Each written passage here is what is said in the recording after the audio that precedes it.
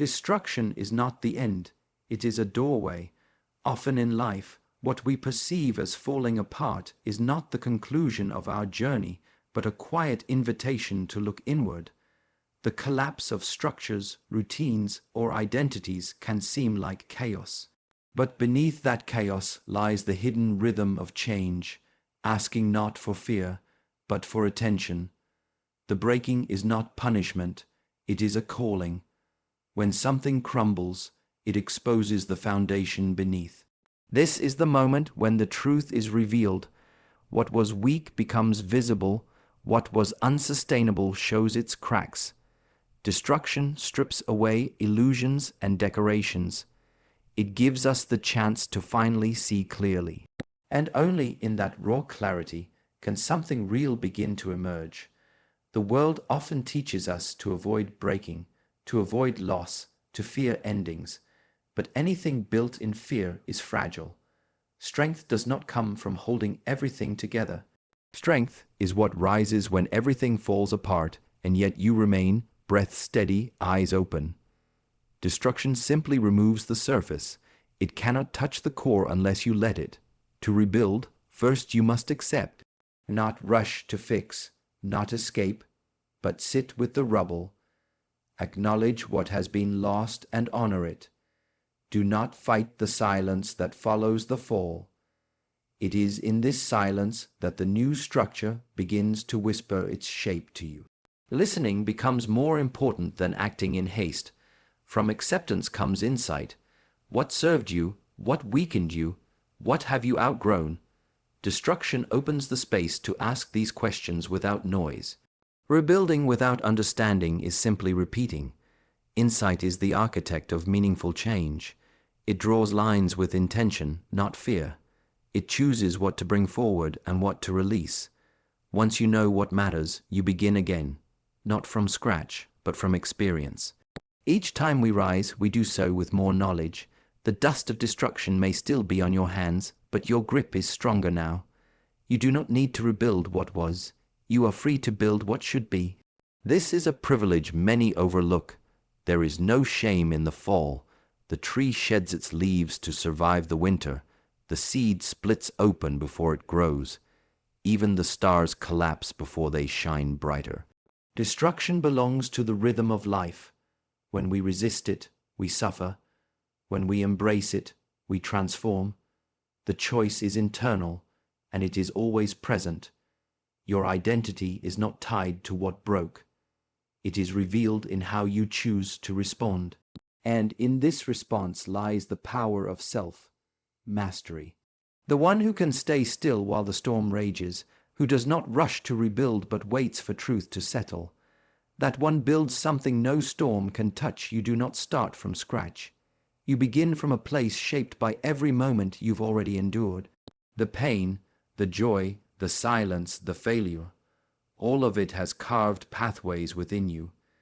Even when it feels like you've been reduced to nothing, you are standing on the unseen architecture of your own experience. To forget that is to overlook your deepest resource. There is a memory in the body, a wisdom in the breath. Each step you take forward is supported by every step you took before, even the ones that led you astray. Mistakes are not erased in the restart. They become tools. They sharpen your judgment, refine your movements, and deepen your understanding. You are not a blank page. You are a manuscript in progress. Many try to reinvent themselves by throwing away their past, but what is discarded in haste often returns in disguise. Transformation is not denial. It is integration. To truly rebuild, you must carry forward what is useful and respectfully set down what is not. This process does not begin in doing more, but in knowing more about who you are and what you've already become. When you say, "I am starting over," realize that you are actually continuing. You are stepping forward with a new awareness. You do not walk the same path, even if the surroundings look familiar, because you are not the same. A single lesson truly learned changes your posture, your choices, your presence. Clarity grows from reflection. If you do not pause to look at what has shaped you, you will be shaped by it unconsciously. Patterns repeat when not observed. Wisdom comes when you revisit your past not with regret, but with curiosity. Not to relive, but to understand. The understanding gives you a quiet power that no external change can offer. There is strength in acknowledging your journey. The mind often wants to forget the wounds, but the spirit remembers. Each struggle you overcame left a residue of endurance. The emotions may fade, but the resilience remains. You have crossed thresholds before. This one is no different. You are not new to beginnings. You are simply more prepared than ever. A sculptor does not begin with nothing. He begins with stone shaped by time and pressure. The process is not one of creation from nothing, but of uncovering what has always been there. You, too, are chiseling away what no longer serves. And what remains is not something added, but something revealed. This is why every new beginning holds quiet depth, not because it erases what came before, but because it builds upon it with intention. You are not the same as you were, and that difference is your strength. The new year is not a new life. It is a reflection of how you choose to engage with the one you already have. The passing of time does not cleanse what remains unexamined. A different number on the calendar does not reshape your habits, your mindset, or your discipline. It simply gives you the opportunity to see your patterns with fresh awareness. People often place great hope in the new year, as if the shift in date carries some invisible force. But time is neutral. It does not favor the hopeful or punish the lazy. It responds only to presence and effort. Without conscious change, the days that follow will resemble the days that passed. Ritual without responsibility is an illusion. A new beginning is not granted. It is earned, and the currency is attention. What you do today, how you think, what you choose to avoid, these are the threads that will weave the coming year. If your presence is scattered and distracted, even the most inspiring goals will dissolve into the background noise of life. Do not confuse motivation with transformation. Motivation can spark in an instant, but transformation demands repeated action. It asks for the small, unseen moments where you choose discomfort over ease, structure over chaos, and alignment over distraction. These are not tied to a date. They are tied to your daily choices. To treat the new year as a magical reset is to outsource your power. There is no switch that turns you into a new version of yourself simply because fireworks filled the sky. Growth is quiet. It is measured not in celebrations, but in consistency, in the ability to do what needs to be done, even after the excitement fades. The power of a new year lies not in what it offers, but in what it reminds you to remember. It is a mirror, showing you how you've used your time, how you've held your values, how you've treated your body, your mind, and your relationships. Reflection, not resolution, is the true starting point of change. Do not wait for the year to change. Change your relationship to time. Each moment is an invitation to realign with what matters. Each morning holds the same potential as January 1st. When you stop relying on the calendar to inspire you, discipline becomes your rhythm and growth becomes your default. In the quiet space between one year ending and another beginning, ask yourself not what you want to do, but who you are becoming through what you do without clarity. Rebuilding becomes repetition. The appearance of progress can mask the recycling of old patterns. You may feel movement, but without direction, that movement becomes a circle. Clarity is not just knowing what to do, it is understanding why you do it.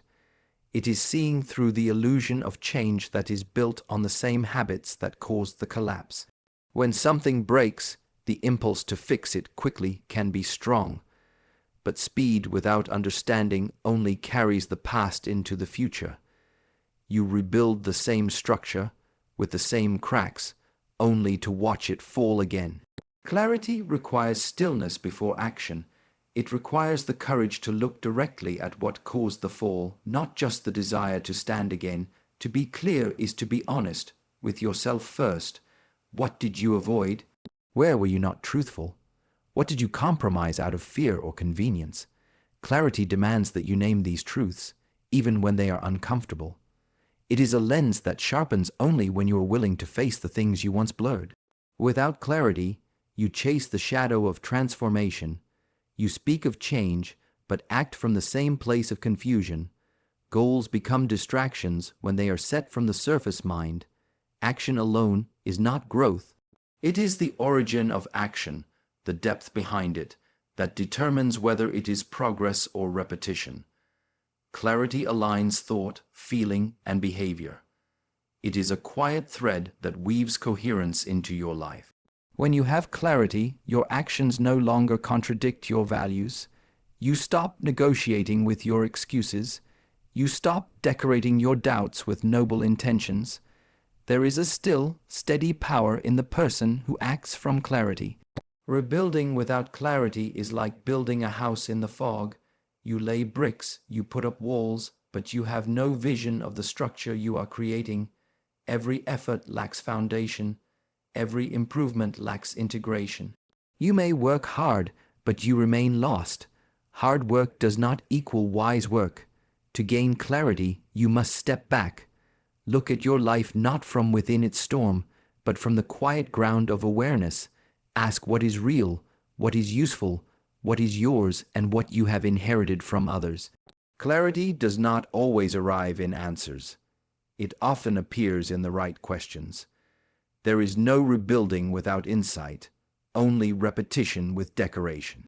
If you do not know where you deviated from your path, you will keep returning to that same point, no matter how many times you start over. Rebuilding requires fewer distractions and deeper discipline. Distraction scatters your energy outward, while rebuilding asks you to gather it inward. When the pieces of your life lie in fragments, it is not the time to chase new noise. It is the time to become still enough to hear what is essential. The more you are pulled in many directions, the less strength you have to rise with focus. In modern life, distraction often wears the mask of productivity. You may stay busy, but busyness is not the same as intention. Discipline begins when you subtract what is unnecessary, not when you add more. It is the ability to remain with one thing long enough for it to take shape, even when the world urges you to switch your focus. Without discipline, you respond to every impulse, and every impulse takes you further from what must be done. Rebuilding is quiet. It is not dramatic. It happens in the daily commitment to small actions that do not entertain the ego but strengthen the structure. These are the habits that do not feel rewarding at first, but become the roots of stability over time.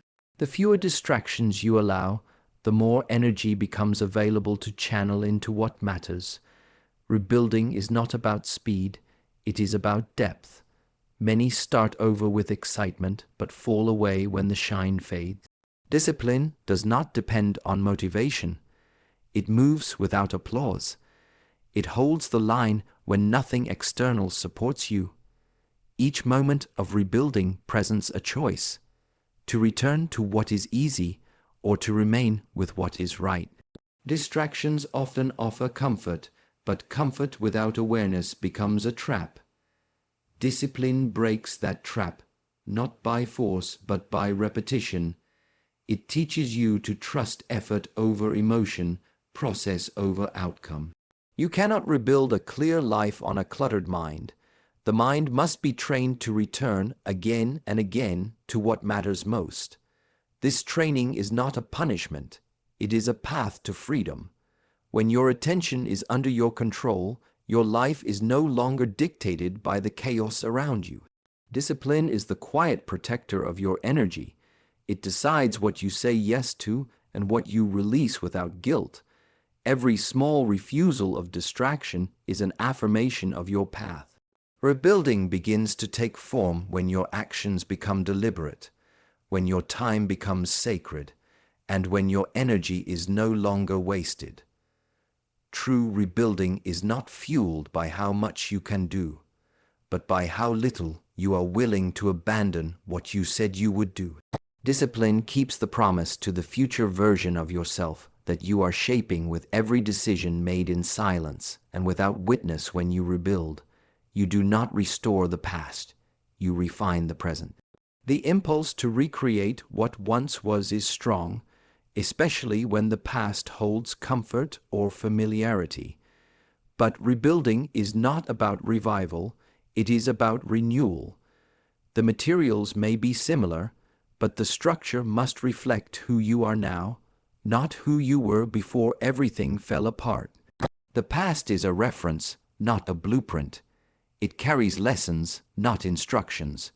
To rebuild from memory is to recreate old patterns, even if they no longer fit the shape of your life. You must resist the urge to copy what collapsed and instead listen to what this moment truly requires. Rebuilding is a process of refinement, not repetition.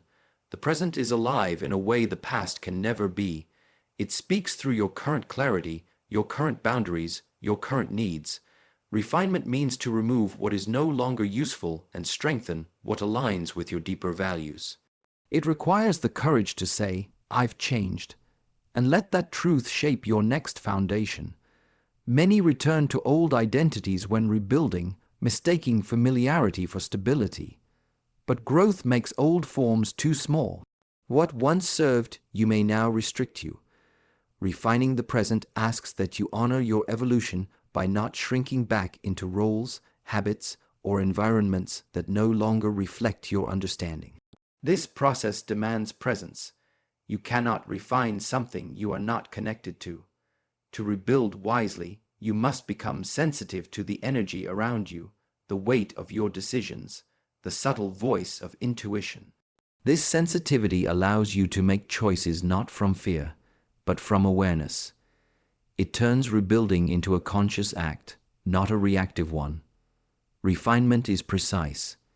It is not driven by urgency, but by depth. It requires you to take fewer steps, but with greater care. You stop trying to prove something and start trying to live something. Each action becomes a reflection of who you are choosing to be, not a reaction to who you once were. When you refine the present, you create from a cleaner space. You are no longer entangled in outdated versions of yourself. You are guided by clarity, steadied by discipline, and rooted in the present moment.